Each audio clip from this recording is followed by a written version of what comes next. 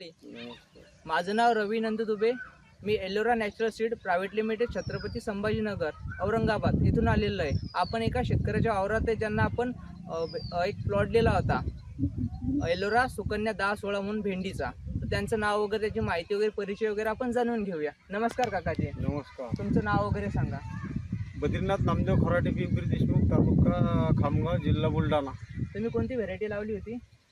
आपण सुकन्या लावली आणि एक एलोरा. एलोरा सुकन्या समजा 10-16. हा, 10-16. तुम्हाला कसं वाटलं आपला प्लॉट वगैरे? प्लॉट आपला त्यानं भरपूर भरपूर भरपूर उत्पन्न दिलं आपल्याला. आपल्या व्हेरायटी ना का? हा, रोग वगैरे कसं होतं, काय होते? रोगाचं प्रमाण कमी होतं. फक्त अई होती तर अईतले फवारा मारणाच पडला. हा, समजा कोणती जरी आपण लावली तिला हे करणं अईचा फवारा मारणाच पडते. कोणते असं भेंडी लावा की. बाकी मार्केटला वगैरे रेंज वगैरे कशी होती? मार्केटला चांगली होती, पण मी सहसा हातानंच विकली. म्हणजे मार्केटमध्ये आपण आपल्या शेतकऱ्याचा माल वगैरे नेला समजा, तर समजा जरा आपलं कमी भेटते कमी भेटते. स्वतः कसं माणूस इकून लागे आपले बारीक भेंड नेते तोडून, जास्त मोठाले नेत नाही मग. पण त्याच्यात आपल्याला भरपूर घेणारे बी येतात.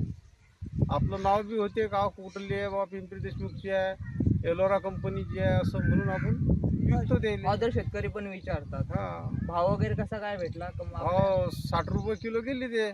याला समजा चांगला भाव भेटला चांगला भाव भेटला. आता शेवटी तिचे भाव पडले. आता जे आहे त्याच भावात आता चालू आहे. हा, समजा भाजी नाही तर पाला आहे शेवटी. किती काय केलं पण शेतकऱ्याला. आपल्याला पहिलेच उत्पन्न भेटून गेलं ना त्याचं.